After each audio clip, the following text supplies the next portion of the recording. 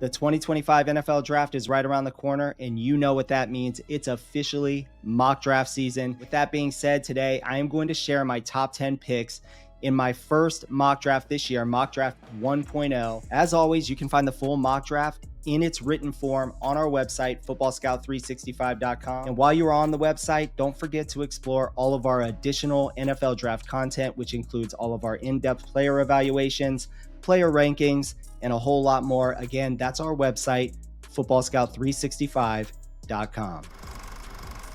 Okay, so the 2025 NFL draft, it is going to provide a lot of interesting storylines, starting at the quarterback position. The two top quarterbacks on our draft board and most people's draft boards are Shedeur Sanders and Cam Ward. Now, you can interchange either one of these players. In my opinion, both are very experienced starters, and they are very NFL ready in that regard. Now, the real argument is going to center around how NFL scouts actually feel about this current quarterback draft class ahead of the 2025 NFL draft. With that being said, I know it's a mixed bag when it comes to both of these players. Some are a lot higher on one guy than the other. Some don't believe either is even close to being worthy of a top 10 pick, let alone a top 5 pick. So why are we already seeing so many of these early mock drafts with quarterbacks going first and second overall?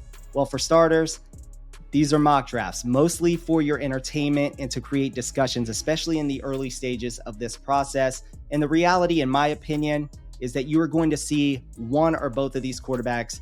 They're going to be overdrafted. They could both go in the top 5. They could both go in the top 10, or even, first and second overall.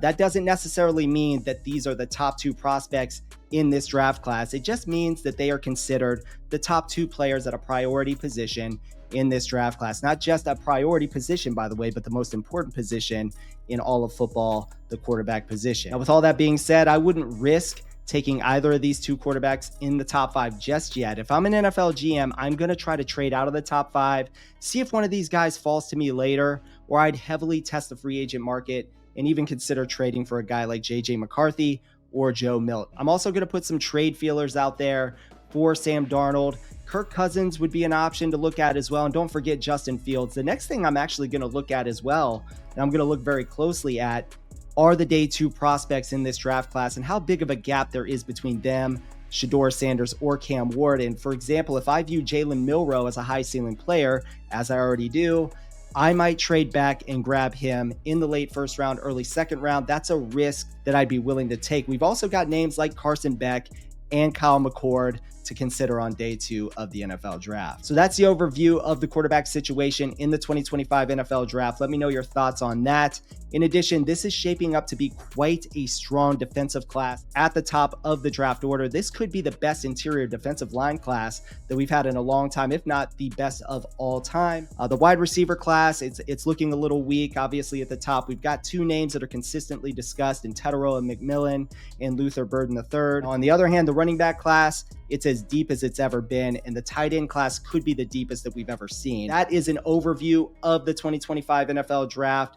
So let's dive into the top 10 picks of this mock draft 1.0. Don't forget, by the way, I want to remind you to check out the rest of the picks on our website, footballscout365.com. Okay, so let's get started with mock draft 1.0. And with the first pick in the 2025 NFL draft, the Tennessee Titans, they are going to select not a quarterback, but they end up going with the Heisman winning 2-way player out of Colorado, Travis Hunter. Now, they could draft a quarterback. They could trade back. They could decide to wait it out until round 2. They could do a lot of stuff here with this number 1 overall pick. They've got good draft capital already to work with. They already have Will Levis on the roster. I know that's not an exciting option for Tennessee Titans fans out there, but they can also use that early round 2 pick to snag a quarterback like a Kyle McCord, Jalen Milroe, or a Carson Beck. They could also trade back, like I already mentioned. They've got good draft capital. They could also take interior defensive lineman Mason Graham, who is my number 1 overall prospect still, or Will Johnson out of Michigan, the defensive back, the star defensive back that is being compared to Patrick Surtain, by the way. I would be okay with both of those options, or Travis Hunter, which that is who we're going to go with in this particular mock draft. Now, with the second overall pick in the mock draft 1.0, we have the Cleveland Browns. They're going to select Mason Graham, the interior defensive lineman out of Michigan. Now, imagine the Browns defense with a dominant force like Mason Graham anchoring the interior alongside 2023 Defensive Player of the Year, Myles Garrett. Now, Graham's presence would alleviate double teams on Myles Garrett, which would allow him to thrive. I believe both players could really feed off of each other and thrive on this Cleveland defensive front in the AFC North, where you really need to be really strong in the trenches. I think Mason Graham would be a great pick for the Cleveland Browns. They can still address the quarterback position. They can add depth on day two, making this a great pick for the Cleveland Browns. Now, with the number 3 overall pick, the New York Giants, they're going to select Michigan cornerback Will Johnson. Now, with the Daniel Jones era officially over, the Giants, they do have to face this critical decision here. What are they going to do at the quarterback position? But instead of reaching for a quarterback this early in a weak QB class with no clear elite talent, they're going to opt to take a defensive cornerstone in Will Johnson. Now, his lockdown coverage ability, his elite athleticism, he is going to be a day one starter for the New York Giants. Now, what the Giants are going to do at the quarterback position, they can explore free agency, they can explore trades, they can explore the day two options that are out there. Once again, as I mentioned, you've got guys like Jalen Milroe on day two potential. Maybe Jalen Milroe sneaks into the first round and you miss that opportunity. You've got Kyle McCord, you've got Carson Beck out there. There are some options for the Giants. I would still pursue a guy like Sam Darnold. I'd love to see Sam Darnold paired with a guy like Brian Daboll as the offensive mind that he is and what he was able to do developmentally. Now, with the 4th overall pick in my mock draft 1.0, the New England Patriots, they're going to select offensive tackle Kelvin Banks Jr. from the University of Texas. Now, the Patriots, they're going to prioritize their investment in second-year quarterback Drake May. Now, Banks, he offers elite pass blocking skills and the athleticism to thrive in New England's scheme, solidifying a unit that has been plagued by injury and inconsistency in 2024. Now, with the 5th overall pick, the Jacksonville Jaguars, they are going to go after a big-time need in their secondary, and they are going to select Georgia safety Malaki Starks. Now, with multiple impending free agents in the secondary, the Jaguars making this selection, it's a big-time move for them. This is a versatile safety capable of filling multiple defensive roles in that defensive backfield. Now, Starks, that positional flexibility that you have seen from him at Georgia, where he's logged snaps at deep safety, nickel defender, it makes him an ideal fit for Jacksonville's evolving defensive needs. His high football IQ and the ability to impact a game from just about anywhere on the field will elevate this defensive unit, in my opinion, that needs stability and playmaking in its secondary. Now, with the number 6 overall pick, the Las Vegas Raiders, they're going to select Colorado quarterback Shedeur Sanders. And with the Antonio Pierce era officially over, this is more of a speculative overdraft, in my opinion.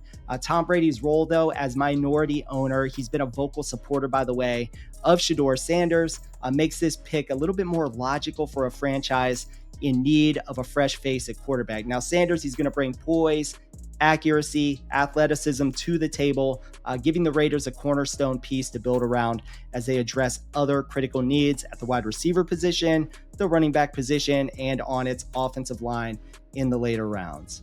Now, with the 7th overall pick in the draft, we have our second quarterback coming off the board, and it will be Miami's Cam Ward. Now, with Aaron Rodgers likely out of the picture, the Jets will need to address the quarterback situation. Now, Ward's extensive experience and NFL-ready style, I believe, make him a strong candidate to really come into New York right away and help stabilize this offense. While other options could be available, like a Kirk Cousins, Sam Darnold, as we've already mentioned, J.J. McCarthy or Joe Milton, all these players are in play for any of these QB-needy teams.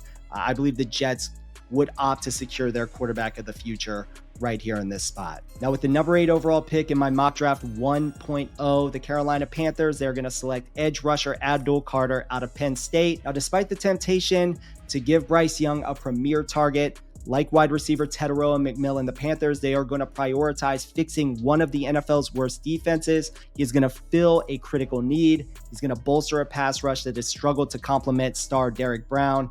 Carter's dynamic ability to disrupt plays in the backfield, it's going to bring immediate impact to a defense that needs big bodies and difference makers on the defensive side of the football if they wish to contend in their division. Now, with the number 9 overall pick in my mock draft 1.0, we have the New Orleans Saints on the clock here, and they're going to select Mykel Williams out of Georgia. Now, with Cam Jordan nearing the end of his career and the uncertain futures of Chase Young and Peyton Turner, this pick would make a lot of sense. This is a versatile player. He's not just a guy that you line up on the edge. You can place him on the interior to generate pass rush as well. A very versatile, well-rounded player in that regard. He's very strong against the run. Still needs a little bit of work as a pass rusher over time. He's very reminiscent of former Bulldog Travon Walker. So this is a player that I think could absolutely be a centerpiece for the New Orleans Saints for years to come. Now with the 10th overall pick in my mock draft 1.0, we've got the Chicago Bears, and they are going to select an offensive lineman, a versatile offensive lineman, by the way, out of LSU, and that is offensive tackle Will Campbell. Now, after a season where Caleb Williams was sacked a team record 68 times, the Bears, they need to fill some holes on this offensive line. Now, I'm not blaming the offensive line. We've already had this discussion about Caleb Williams holding on to the ball too long at times.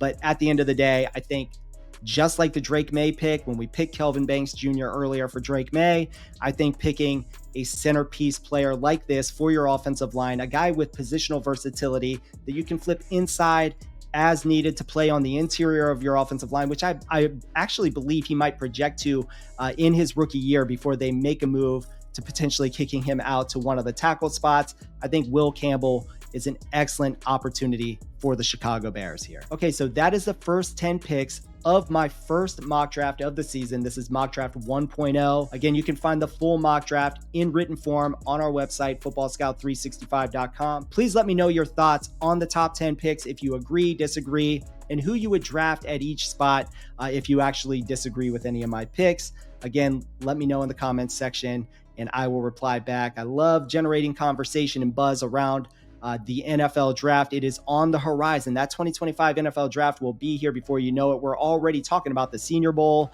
I'm getting ready to do some additional content regarding the Senior Bowl as well. Again, stay on the lookout for that. I do want to say thank you for watching the video. Please like it, subscribe to the channel, and stay tuned for more great NFL draft content.